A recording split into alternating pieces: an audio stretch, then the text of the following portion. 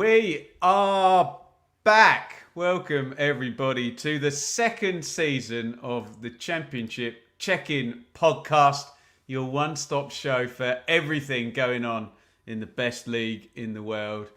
Sam Parkin, what does a football pundit and ex-pro do for 2 months while the football season stops? Well, the last few years I've been able to keep my hand in, but that hasn't been the case this year. So I have had 2 glorious months off, I think, more or less. It's been brilliant. I feel like so refreshed. I've been able to switch off, enjoy time with the family. Few little holidays in there. It's been amazing, actually. I've had a lovely couple of months. My boys are obviously at an age where they are getting mad about sport and football. So we've been playing lots of football, lots of cricket, lots of time on the beach. So yeah, it's been great. But looking forward to this weekend. I really am now. It's come around so quickly, but yeah, I've not really switched fully on until the last kind of 24, 48 hours. But now I'm ready for the new season. We'll be very real with you, the live audience. We thought about paywalling this, but then I think Sam persuaded me, the live audience is great. So, once again this season, we are going to be live. You can have your say in the chat. If you're listening after the fact on podcast, we love you just as much. But, look, with Sam's schedule, we have to kind of do it in the middle of the day. So, if you're working and you can't make it, we've tried to put it in your lunch break. But do come and join us live if you ever get the chance and have your say in the chat. Normally, Sam, we would be kicking off with a round of 12 results. Obviously, we are in preview mode, but I have put my fabled 1 to 24 predictions out. And that is going to be the subject of the first Parkin's pick of the 24-25 season.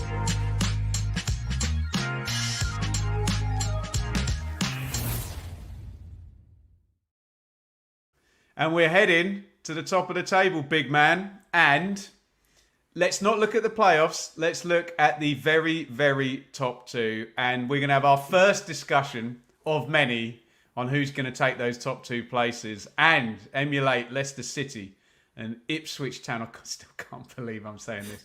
By getting automatically promoted to the Premier League. Sam, let's deal with the non-parachute challengers. And I hate to say it, I've only got 2 of them that with a fair wind could challenge the wealthier, newly relegated teams. And those 2 sides are Coventry and Middlesbrough. A, do you agree with that premise? And B, talk to me about Coventry and Middlesbrough, who win the playoffs 2 seasons ago. Bit of a transition season for both. They're my kind of dark horses. What's your take? Yeah, I'd probably be a little bit more excited about Coventry. I think that they had that kind of plethora of new players coming last summer, new to the league, new to the country in quite a lot of cases. So I think that will put them in good stead, and obviously really excited about some of the business that they've been able to do as well. Subsequently, I think anyone who sees any of my stuff across the other divisions, I love Ephron Mason-Clark. I was surprised that they didn't try and get that one over the line to play a part back in the last season. Obviously, Darren McAntony. So they bought him and loaned him back, yeah? Yeah, obviously McAntony, I think, runs a tight ship and very, very savvy. So he needed Ephron Mason-Clark to make sure they secured their position in the playoffs in League One. But I thought he could have added something in one of those wide positions for Coventry. But I suppose the players I'm mainly alluding to are the likes of Sakamoto and Ellis Sims and Hadji Wright, the guys at the top end of the pitch who were a little inconsistent until the end of the season, when it was them that were the kind of top strike pairing in a division, arguably. So yeah, excited about them. The one little caveat, and I've not seen this kind of discussed to this point. I know which name you're about to mention. Is it one of your ex-coaches? Yeah, it's the coach Adi Vivash who's moved on, and I'm not. So just tell the listeners why you're particularly well positioned to talk about Adi Vivash. Well, yeah, he's a former teammate of mine. And obviously after I retired, he was in at Chelsea. So, I've been in his company subsequently, I've got another contact at Coventry as well, and I know just how well him and Mark Robbins have worked in unison. I think Mark Robbins is outstanding in loads of areas of the job, but I think on the training ground, it's Adi Vibash who's really done a lot of the coaching and a lot of these different changes in formation, the kind of groundbreaking stuff that they've done at Coventry over the last 5 years in terms of the tactical setup, I think has come from Adi. So that's going to be a big loss. Do you know what? It's just going to be really interesting to see what they look like in terms of the style of play. George Boateng's gone in with another. I did have it in front of me, Reece Carr, to replace Adi Vibash. So I think that's fascinating, because if you've got a guy who's got a big say in structurally how the team's set up and the types of patterns they want to play and the formations, and that's gone overnight. And Mark Robbins is more, the overseer and someone that comes alive on a match day and the man management side of things and how good he's been at answering up and stuff like that. That's going to be a big loss. So, yeah, that's something I'm really interested in. Middlesbrough, yeah, I mean, he had that amazing first year, didn't he, where he made some incredible decisions. They still kind of roll off the tongue, really, all those amazing decisions he made in so many different departments. The main thing having that, amazing strike pairing between Archer and Akpom, and the incredible decision to play him a slightly withdrawn striker. So I think he showed very early on in his coaching career he's got, really high ceiling. Michael Carrick. I suppose everyone in that regard is excited about Latte Lath this season after the back end of last year. 11 in his last 12. Yeah, and I think if you kind of rewind to the start of last season, even despite the numbers not being there, I think he showed a great deal of potential in his finishing. He got a few good goals early part of the season. So he's certainly going to be one that they're going to look towards. I don't know. I think Coventry have probably got a little bit more maybe at this stage, but yeah, I wouldn't be surprised Middlesbrough go well again. I think I said it a few times last year that I found them quite good fun, Middlesbrough. I found them quite open, willing to attack games for the majority of the season. So, yeah, I'd probably want to see them maybe a little bit tighter maybe at times and see if structurally they can be stronger to complement the players going forward. But, yeah, I think he's a good manager, and they'll want to start fast, won't they? They'll want to start quickly, because I thought that was, very much to their detriment last season, maybe a bit of a hangover. If they start quick, yeah, they could very much be dark horses. But sitting here right now, I'd say Coventry are probably better placed to have a better season. We've got one year 2 parachute team that happens to be Leeds United. And yesterday or the day before, I think, the Championship Player of the Year has been sold. Archie Gray's been sold as well. They're going to spend that money back. Don't you worry about that. They're going to sort of fill up the holes. 90 points last season. Wrong place, wrong time in terms of the most ridiculous top 4 in years, wasn't it? Daniel Farke's got 3 90-point seasons in a row. I'm still backing him. Leeds are going to be up there, aren't they? Yeah, it's too difficult to say they're not going to be in the top 2, I think, because of what they achieved last season. The majority of the squad that remains, I think they've made some pretty good additions. Jayden Bogle. Obviously, I think right back, full back was a bit of an issue for Leeds at various stages last season, despite Archie Gray's unbelievable quality.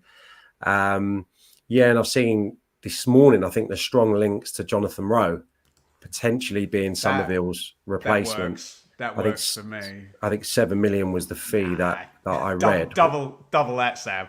Yeah, but I mean that's still going to be probably really good business when you consider Somerville going out the door. So yeah, I suppose a question mark would be not the motivation, but the ability to put the disappointment of last season behind them straight away. And some of these players who, in name rather than status at the moment, should be probably plying their trade in top divisions.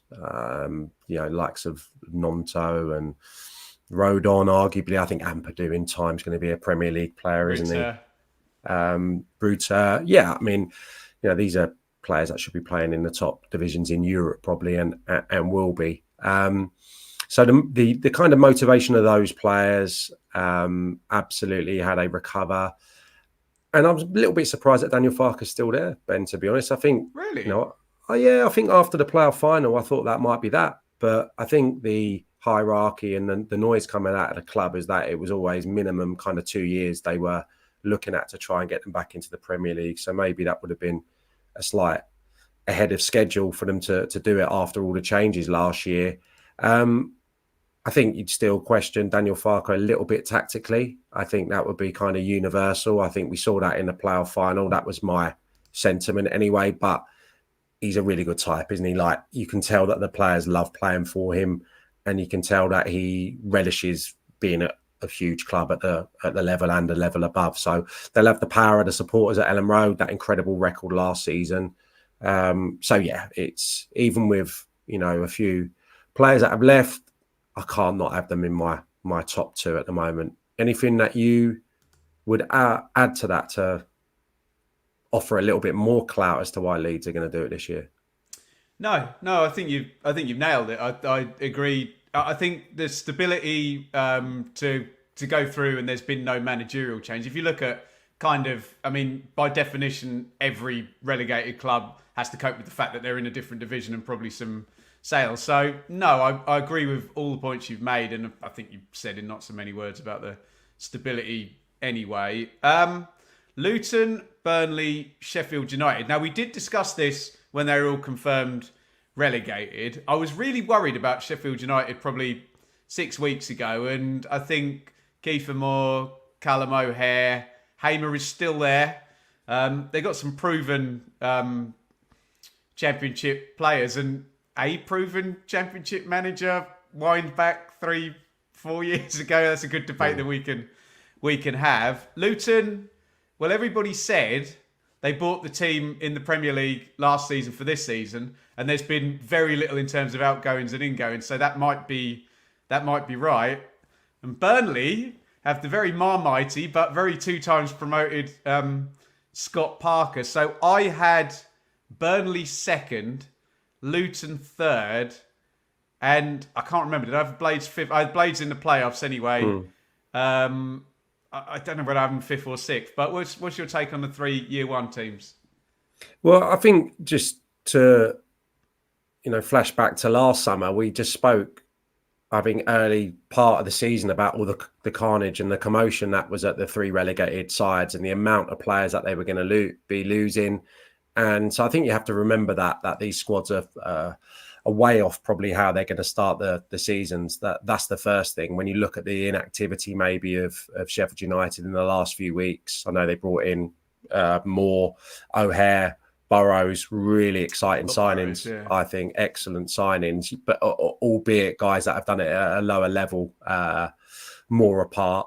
And players that have still got to show that they can adapt to being at a really big club with huge expectation. Callum O'Hare, Harrison Burrows, how are they going to adapt? But I think they still need to do more business. I think that's really evident in the squad that they're putting out in the last couple of pre-season games. It's very youthful, but I just don't think they can be ruled out, Sheffield United, because it is Chris Wilder and because the nucleus of the 11 that they'll be able to field is still a really strong Championship side. So I think they may start slowly, Sheffield United, but absolutely don't discount them.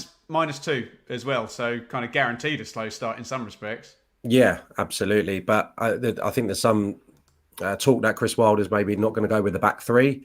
There's the prospect of maybe losing the striker to, remind me, where is Newcastle, wasn't it?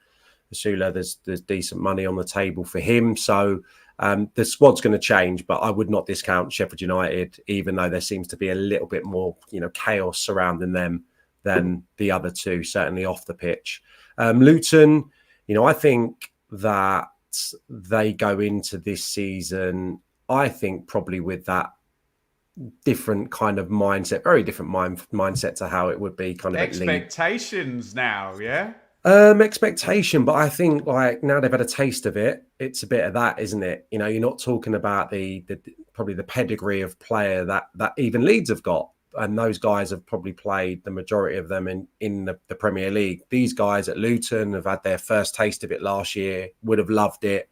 There's problems there, I think, you know, like there was with the 3 relegated sides last year. They're going to have some players cherry picked.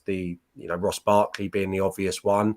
I'd be astonished if there's not interest in Adebayo and Carlton Morris. There has to be, and I think a lot of their strong hopes will be pinned to those two.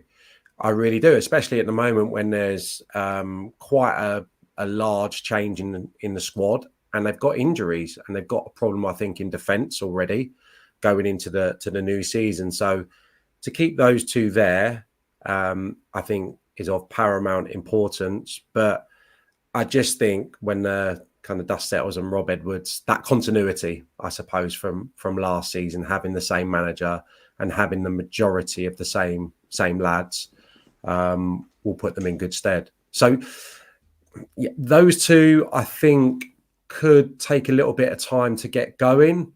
I'd be more confident that Luton would have a stronger start to the season than Sheffield United, and I would probably say that I would fancy Luton to maybe start a little bit quicker than Burnley, albeit I think, you know, unanimously you'd be looking at their squad and saying they are the closest to Leeds in strength. Burnley, it's just, you know, what style of football is Scott Parker going to try and imprint on that squad? How are they going to? Who's going to pick? You know, who's he going to pick? You look, there's 40 players or whatever, I think's rumoured to be the number of, senior players or whatever, established players, first team players.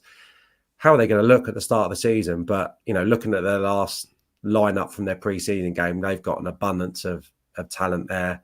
Can people like Benson, Amdouni, Zaruri, can they turn it on again? You know, some of the guys that starred in the Championship. But if you're looking at a squad with, you know, real strength and strength in numbers and quality, Premier League appearances, you know, I think, you know, Burnley are rightly, I think, up there amongst the favourites. And I would echo what you've said in your 1 to 24 predictions. I'd have to have Leeds and Burnley as my top 2 at this stage, but I would say, ask me again in 6 weeks, and Luton and Sheffield United very much could have overtaken one of those two. Yeah, and that's the difficulty of the transfer window as well, closing on August 31st after we've played a little smattering of games. Get your thoughts in the live chat on your top 2. And if you're listening after the fact, get them in the comments. We would normally go to Worldie of the Week right now, which we're going to attempt to do nonetheless.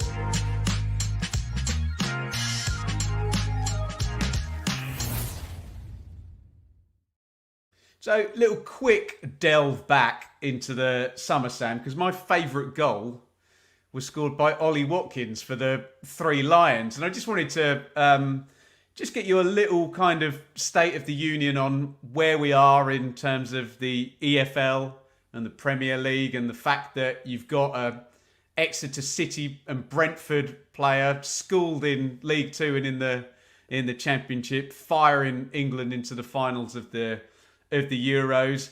Where are we in terms of the EFL's relationship to the England team, and B, the EFL still being the, you know, poor relation, red-headed stepchild, despite what it provides in terms of the pyramid, the Premier League, and the 3 Lions? I don't know how the majority of Premier League fans perceive the EFL, but certainly I think in the national press, when that goal went in, and, you know, in the lead up to the Euros, there's plenty of headlines and there's plenty of articles written, isn't there, about the amount of games that have been played by the squad members in the EFL through the levels. I tried to make it about myself, obviously, when Ollie Watkins scored, because I had that my last year and Ollie's first year at Exeter together. You taught him everything, Sam. I'd like to say I did, but he was actually the famed loan spell at Western-super-Mare was that year, so he wasn't actually around for a long period. You But that's trained with obviously him plenty, though, yeah? trained with him plenty, and I think he actually made his debut. I wasn't involved on the final day of the season because I was onto pastures new, that being the beach and retirement.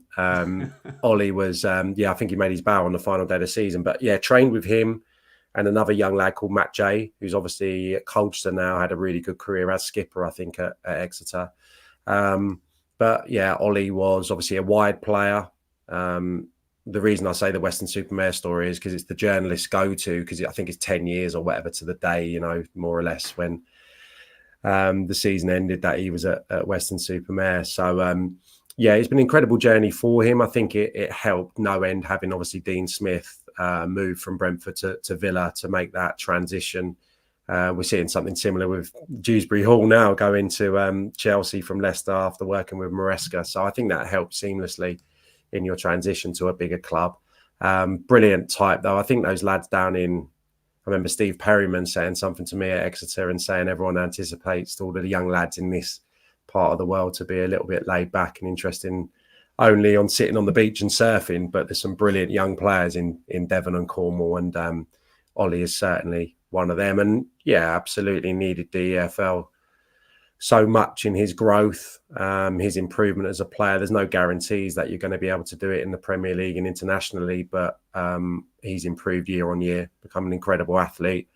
And yeah, a great example of just how important it is. I don't know if it necessarily still gets the credit that he deserves. Our football pyramid Certainly doesn't get the benefit of the trickle-down economics that it should, Sam. No, that was my next point. And obviously you're more au fait with the numbers and stuff like that. But yeah, absolutely, there can't be clubs, getting into trouble, because just it's incredible, isn't it, to compare our pyramid, our ladder, to leagues overseas where you get two men and a dog at a third tier game in other European countries, and we get 20,000-30,000 in some cases. So it's vital that players get out and play. Players don't stagnate in the top academies. As soon as you're ready, I think you feel it internally. I certainly did at 19 or whatever it was, that I was ready to go and play, and it was going to be to the detriment of me if I stuck around at a Premier League club and played in reserve football as it was then. You could make a strong argument that the PL2 and the equivalents are even less of a physical contest than they were way back when, or a reality for what you're going to face when you get into the first team. So yeah, my advice would always be get out to the EFL, swallow that pride if you're at Manchester City or Manchester United or Chelsea with all the luxuries, and get out there to League Two, League One, and find your own way and try and get your own way back to the top level if that's your motivation. There are two ends to every league table. We've done the top, and this season we will spend plenty of time talking about the bottom. Last season, a high tide, very strange at both ends of the table. 50 points Birmingham were relegated with, and we arguably had two teams bring in a new manager and not only get a little bit of a bounce, get a massive bounce, and then probably another two get a good bounce as well. So let's go to cause for concern and talk about the bottom of the table.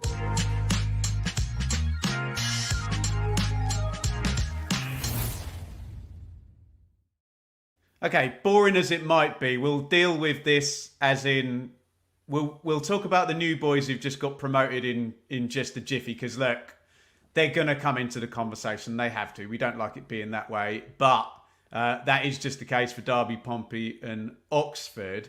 Sam, my other two I'm concerned about. One is Plymouth Argyle, that have been beautifully run, and we've praised them week after week after week. But a bit chaotic last season. Ian Foster went wrong, didn't it? And then loan players going out in January. And if you ever wanted to hire a manager that will get negative talk, in comes Wayne Rooney. The other one as well, Sam, owners relegate clubs.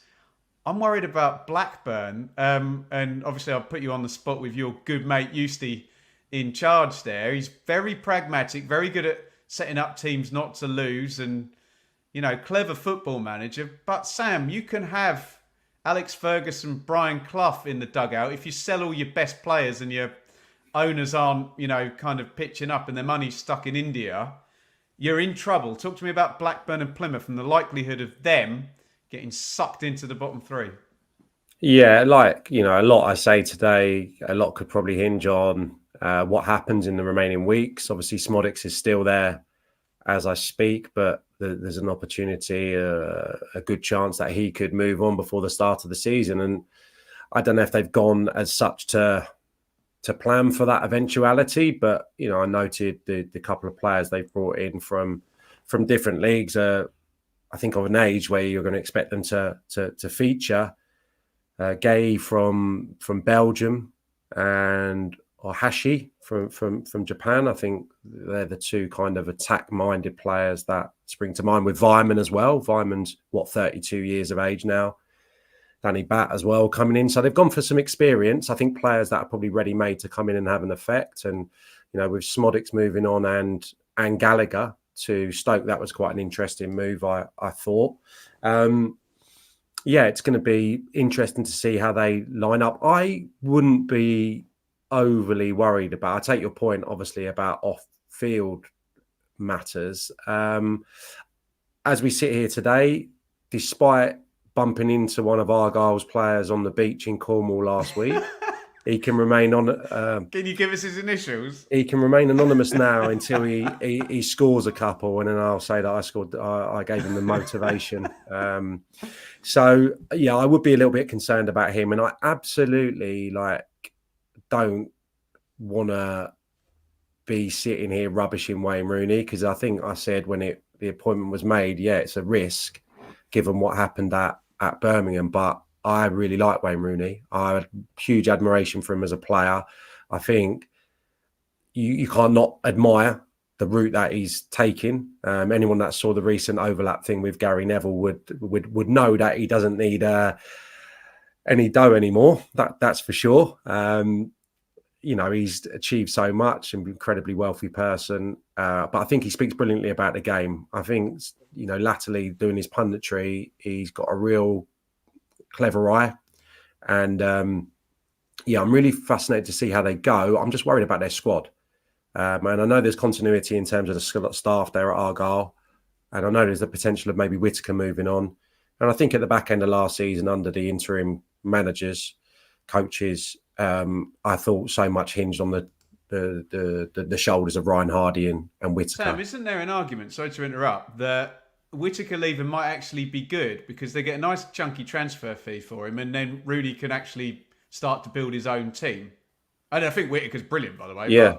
But you've got someone now who probably guarantees you a return, and then you're going into the unknown. And you've got to get those signings right. You've got someone who's settled, who probably likes being the top man there at a really well-supported club. But he feels comfortable, and he probably feels that he can go out and dictate games and score goals freely like he was doing last season. So I really want it to work, but given the way that they had to absolutely scramble last season to survive, I think it's going to be something similar this season. At the moment, I've got them in there, that bottom three. It could very well change. I hope it does, because like I said, I'm a big fan of his. I think he gets a raw deal, Wayne Rooney. But I didn't want to have the three, in my thoughts, I didn't want to go into today's conversation and probably where we are right now in terms of squad building and stuff like that. I didn't want to kind of subject all three promoted sides to a relegation just yet. So I think Plymouth would probably get in that bottom three for me at the moment. So what about these new promoted sides? Oxford from 5th position. And let me get my numbers right here. Sheffield Wednesday won the playoffs with 96. Oxford won it with 77 points. They snuck in there at the end with Des Buckingham, didn't they? Derby have got lots of kind of credibility as a championship club, but it's just a different club than the one that went down, isn't it? New owners, new managers, Paul Warne, the League One specialist bringing them back. Pompey, great to see them back. Great to have Fratton Park and a South Coast club with Southampton having been promoted. Are you massively convinced by the three squads? As no one's really come up and gone, right, we really mean business in the window here. They've tried to be cute and clever, as Graham Souness would say, but you'd have to worry they'd be in and around it, and you don't really see a massive momentum, Sunderland finishing in 6th or Ipswich coming right through and finishing in 2nd, do you? No, absolutely with you on that. Again, it could change, but I think right now I'd be most excited if I was you'd be excited anyway, an Oxford United fan, because you've been away for so long. But I think their signings are really eye-catching. So much so that they were nearly, I would say, going to be a surprise package for me today. We're going to talk about that in a bit, but in what they could maybe achieve, I still think it's going to be an absolute colossal battle for them to stay in the division. But I think the blend of youth and experience that they've gone for, especially some of the young players, is really exciting. If I'm an Oxford fan, the likes of Kyozo, Curry, Ebiowe, I think has been, showing that he is a very, very talented young player. I think he was maybe on Chelsea's books. I certainly saw him in a game for Derby against Chelsea when he'd gone there subsequently, getting a hat-trick. And when I've seen him get minutes in first-team football, really exciting. So, yeah, I'm probably most intrigued about how they're going to look and excited about their signings.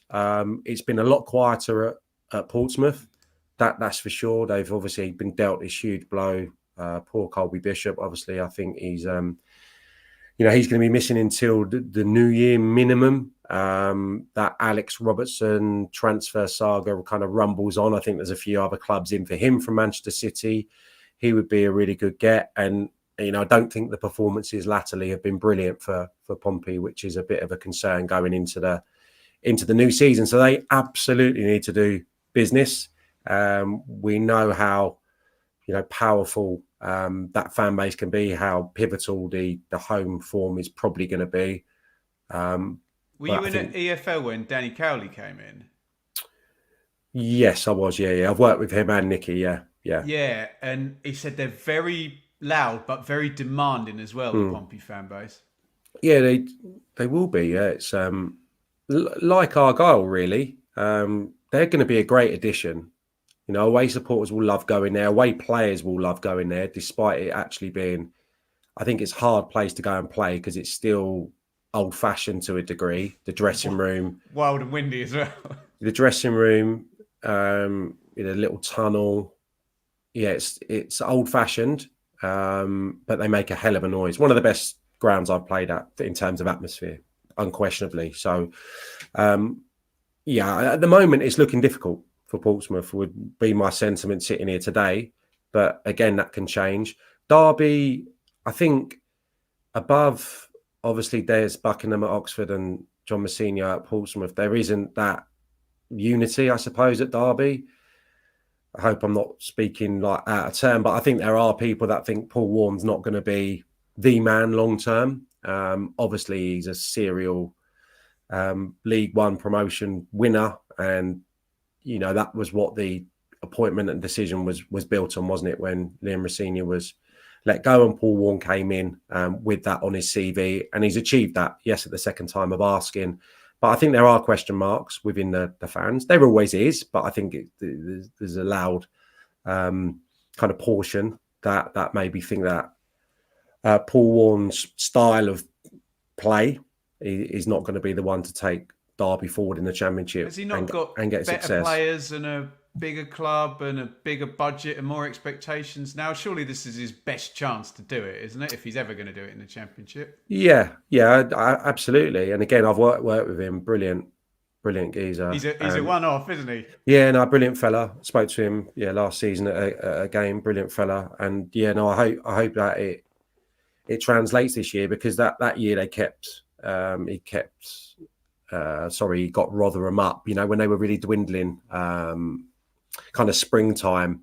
And it coincided with him doing that podcast series, and you could tell the pressure was really ramping up. There were people questioning his job then at Rotherham as he went for promotion, and he showed his steeliness to get them over the line. So, and yeah, he's been punching above his weight with Rotherham, and he's proved too problematic previously. So yeah, absolutely his best chance. What I wanted to say was just the signings, say to me that it's going to be a struggle, bringing in Jerry Yates, who, he'd have a point to prove, actually, Jerry Yates, after not really settling at Swansea.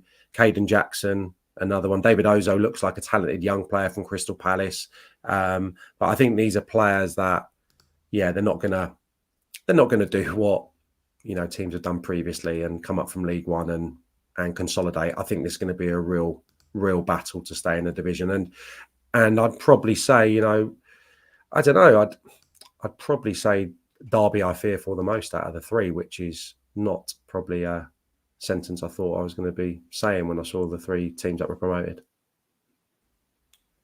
Oh, you're still there, Sam. Yeah, I think he is. He just froze for a second. Just to round it out, I had Derby and Plymouth surviving, and Oxford, Blackburn and Pompey dropping. I hope I'm right about none of those, but it is an objective fact that 3 clubs will be relegated from the Championship this season. Have you got 3 names for me, Sam? And in the chat, get your 3 names in. Mate, put me on the spot. I'll give you 6. Blackburn, Millwall, Derby, Argyle, Pompey and Oxford are the 3 that I've gone down. The 6 that I've got, I'll give you Derby, Argyle and Oxford. There you go. Today, ask me again in 2 weeks. Exactly. Ask us again in 2 weeks. And again, we hope we are massively wrong about this. New segment on the show this season is called We Need to Talk About.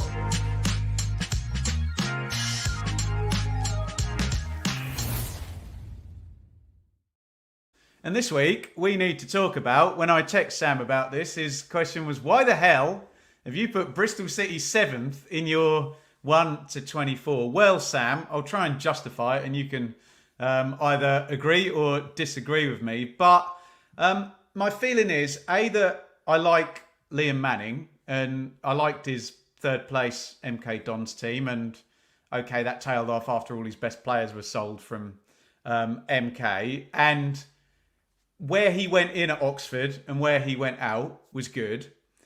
Yes, they had a bit of a soft run towards the end of last season. I get it fixture-wise. But there was a trend up. And we said on the channel, don't be surprised if they kind of move up top half. And I don't think it's that massive a stretch for them to be a lower top half team moving towards the playoffs. I'm not saying they're going to get in. I think, were they 8th or 9th? Or, I can't remember. The 2018-19. If there's a Bristol City fan in the chat, can fact check me on that. The other thing as well, Sam, we've been saying about clearing the decks for a long while, and financially it looks a little bit better and they're ready to possibly go again. And then I just wonder, Sam, in and around that area of the table, is there problems with West Brom financially? Hull could be a basket case. Sheffield Wednesday and QPR could push, but is there a glass ceiling there? Norwich, a couple of sales. We think Sarah's gone and Rose being linked away. Are they the best of the rest? That was my argument. Talk to me about... we need to talk about my prediction for Bristol City. What's your thoughts, Sam? And go in the live chat. You talked me round there, mate. No, you made some good points. I'm a snake oil salesman. No, you made a good point there latterly. I think the first thing is, every time I go to Bristol City, I would love them to be a Premier League club, and I've kind of probably predicted them to finish really high or have a go in seasons gone by, and it's not materialised. So that's my way of saying I've been burnt by Bristol City before, similarly to that of what Stoke City have done to me in previous Championship seasons. So I think it's all there for Bristol City, and I was spoilt to a degree because I was there for the West Ham game, I think it was last season. Ooh, I did that on a watch along. They were brilliant. Yeah, and I just really enjoyed watching it. You get an amazing vantage point at Ashton Gate. up high on that in that main stand, and you could really see the patterns and what Liam Manning was trying to get out of his players. I felt that maybe it was a type of football and an instruction that the Bristol City players were maybe just struggling to grasp with a little bit at that stage. I could see it kind of getting from A to B, and then it wasn't able to kind of progress up the pitch into the front players, and there was the odd kind of loose pass from the back. It wasn't as seamless as probably what it's going to look like this season. So I'd be really optimistic that the football will be more polished in the way that Liam Manning wants it to be. They're signing really young, aren't they? They've let a few experienced players go. I think the average age of the players they've brought in is early 20s. Sinclair Armstrong, and as someone mentioned it in the chat, that's probably the transfer of the summer. I text my brother afterwards, like Sam, he put in one of the best performances I saw from a striker last season, and one of the worst performances I saw from a striker. Yeah, I think kind of what I'm trying to say is like that was. I hadn't really been across it. I tried to switch off the first few weeks of the post-season, but seeing that come through, I was really surprised. I think there's a balanced view of him at QPR, that there's loads of potential there, and that he probably fluffed his lines a few too many times in front of goal. He could have been a little bit more clinical at times, but for a young player, he was the one that could be impactful, that could get bums off seats, that could raise the morale of the QPR fans who were so starved of goals at Loftus Road in particular last season. So I was still really, really surprised to see that flash up on my phone that he'd gone to Bristol City. I think it's an interesting sign, and it could prove to be an incredible bit of business. And there's a few others. The centre forward they've signed, 22-year-old Mayulu. And there's talk of Scott Twine coming back in, who obviously Liam Manning knows so well as well. So I think it's just the unknown with them. It's probably the inconsistency that has dogged them the last few years, which would not have me right now have them finishing as high as 7th. I would probably place them in, probably just in the bottom half, maybe 4 or 5 positions below where you've got them currently, just because it's such a young group, and it may, and I think the manager is a great fit in this regard. It may take another season for that to get pushing towards the playoffs. There you go. You got to have one gamble and one fun one in your 1 to 24s, haven't you? Right. So, excuse me. Normally on these shows, I'll actually be able to speak. And normally this is the point where we would switch over and look ahead. And we can start doing this.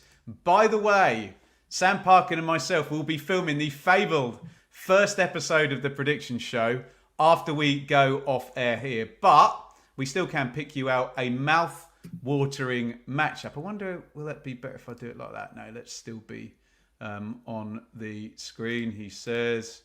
Oh dear, I'm having a technical nightmare. Definitely listen on audio rather than have to sit through that. This weekend, by the way, pick out you in the chat your mouthwatering matchup for the weekend. We have Blackburn and Derby, Preston, Sheffield United on Friday night, getting us underway. And then a whole spate of 12:30s on Saturday. Cardiff, Sunderland, Hull, Bristol City, Leeds, Pompey, Borough, Swansea, Millwall, Watford, Oxford, Norwich, QPR, West Brom, Stoke, Coventry. And if I flip the page on Foot Marble, you will see Wednesday, Argyle. Speaking of gigantic League One attendances like you were early in the podcast, Sam. And 2 Year One parachute teams in round 1. Look at that. Luton versus Burnley. Get your thoughts in on your mouth-watering matchup. Don't try and predict mine and Sam's, because we're always painfully left field with this. But let's go to our mouth-watering matchup.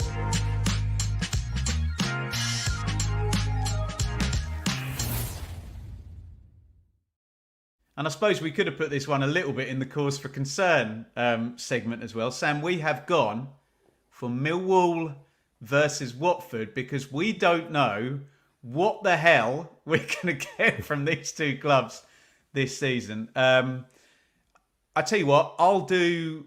you do Millwall because you know Joe Edwards, and I'll do Watford. What would you make of Millwall? Yeah, it's back where we were, isn't it? I suppose a few years ago. Neil Harris, about 5 years ago, isn't it? Neil Harris at the helm. It's just been a strange year, hasn't it?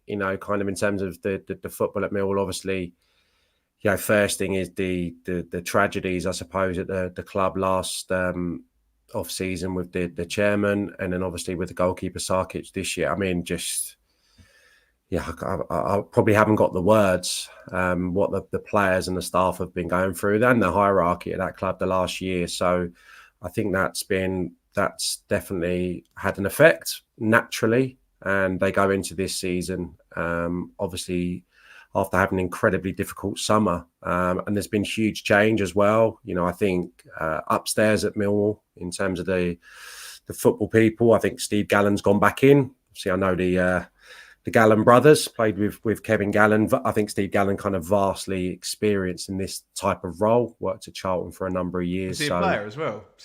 He was I think all the Gallens were at QPR possibly at one stage. Obviously Kevin Gallen being the one that went on to become a club legend. But Joe lives locally to me. He's been part of Kenny Jackett's backroom staff for a number of years at various clubs, and Steve Gallen's worked more in the administrative roles higher up at football clubs in signing players. So I think there will be, despite the change, I'm sure Neil Harris has got a really good relationship with him. There'll be that an alignment there.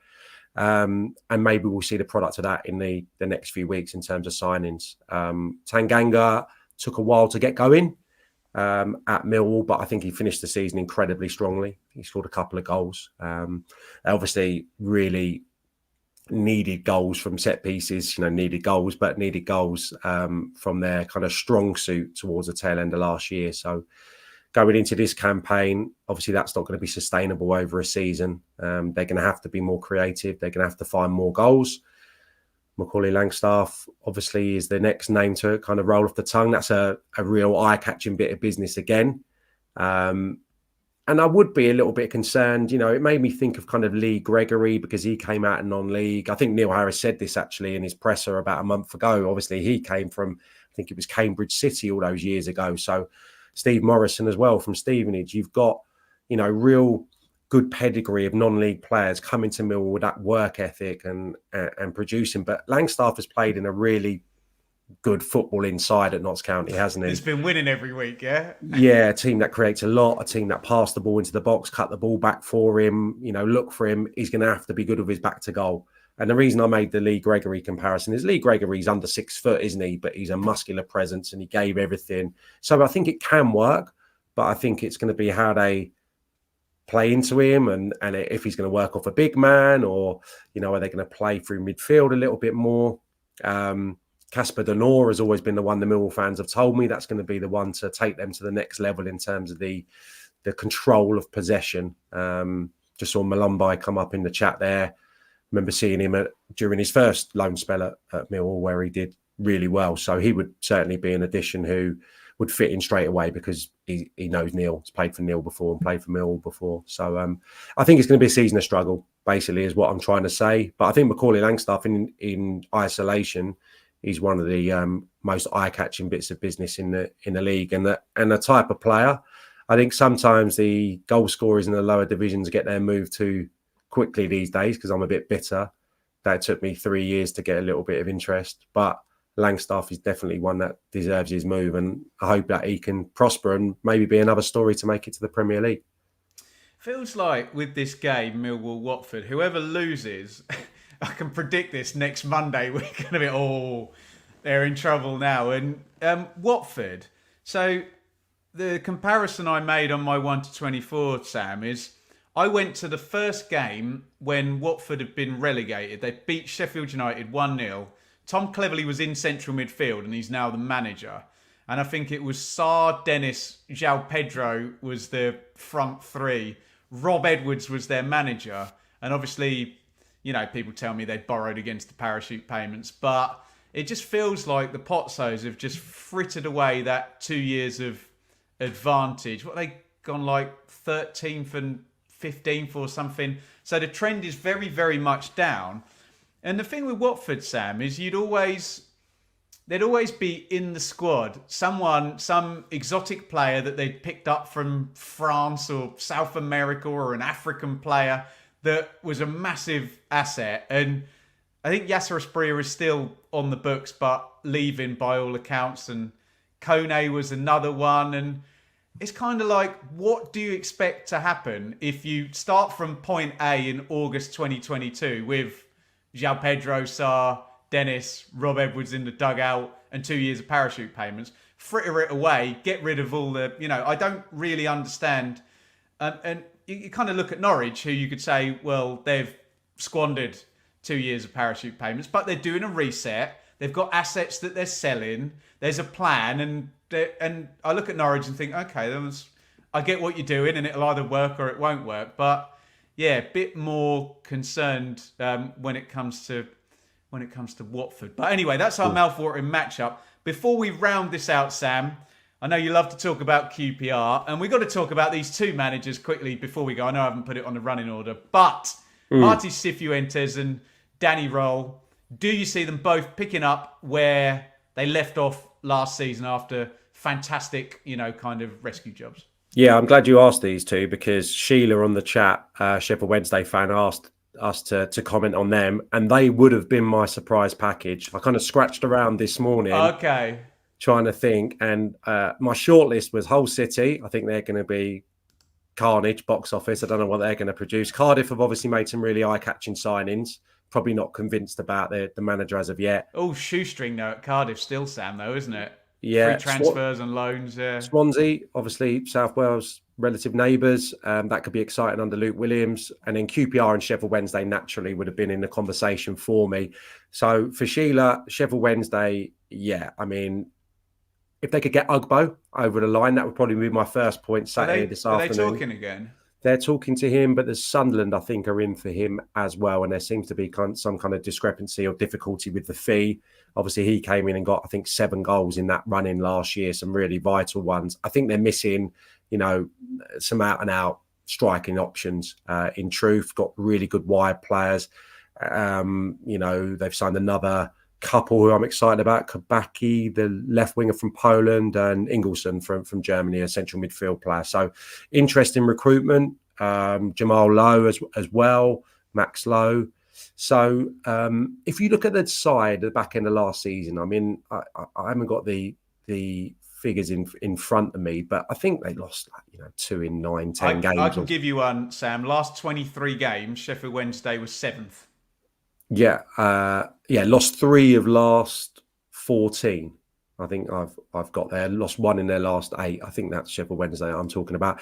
But anyway, if you look at that team, you've got a lot of kind of, I would say, steady-ish championship players, and he's getting those type of results out of them. Or bottom 5 or 6 level championship players in that Sheffield Wednesday side, and he's getting those results from them. And I think with a few additions that he's made and the improvements that he's made to the squad, Sheffield Wednesday have absolutely got the potential probably to be top half this season if they get a good run at it. QPR, I mean, it sounds again like really repetitive, and I trust the manager implicitly because of the results and the performances last season, but they are looking so toothless at the moment. Obviously, they've brought in a new striker. I haven't got his name in front of me. Salah, was it? He hardly got a touch at the weekend. He got in once actually for an opportunity against Brighton. This was the last pre-season game. Missed it, but it was flagged offside anyway. But he just couldn't really get involved in the game. I think that was probably a product of not having Ilias Chair, and also that coming up there in the chat. They haven't scored, I don't think, in 3 or 4 games, QPR. So there's a real lack of potency.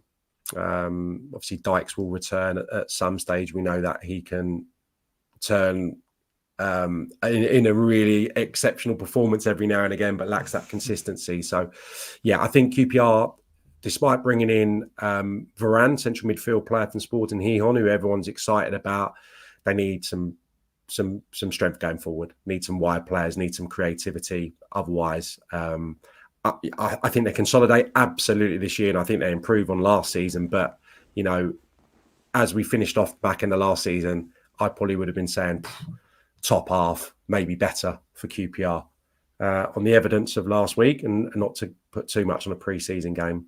I'd be a little bit sceptical that it's going to be that good. Never fall in love with a loney. Never judge anything on the last pre-season game. You know the rules, Sam. Guys, you know the rules. We're so pleased to be back. We've gone out live. There's loads of you here. Loads in the comments. We've loved the first show. We've loved being back. Guys, please help us out. We're in year 2 of the podcast now. We'd love to grow it even more. So if you can retweet stuff when we put it out, tell your friends, 5-star rating, thumbs up here on the YouTube channel. That would be a massive help. Apologies if your side didn't get mentioned today, but don't you worry. We are going to go chapter and verse every week, every round, every team. How excited are you, Sam, for the 24-25 championship season? Yeah, absolutely. No, it's going to be brilliant. I think it's pretty open, isn't it? You know, speaking about it just then, looking into it the last few days, I don't think there's probably those standout, incredible sides that we anticipated last season, and that's how it proved really with the addition of Ipswich. So I think at the moment for me, it's quite an open looking championship, certainly in the relegation stakes. You know, I think I gave you 6. I probably could have given you 10 or a dozen who could be in trouble. So I think that's going to be a fascinating battle as well as the top half. There we go. We are going to be back on Wednesday as me and Sam, our friendship, phrase for 15 minutes every week as we go into the predictions and compete against one another. We'd love to get you involved in the comments for them each and every week. It's our way of previewing each week's action and was very popular last season. And get yourself ready. We should be here, schedule permitting for both me and Sam, each and every Monday this season, live at this time, 1 p.m. And we appreciate your support. We can see loads of familiar names from last season, but we'd love to get new names in.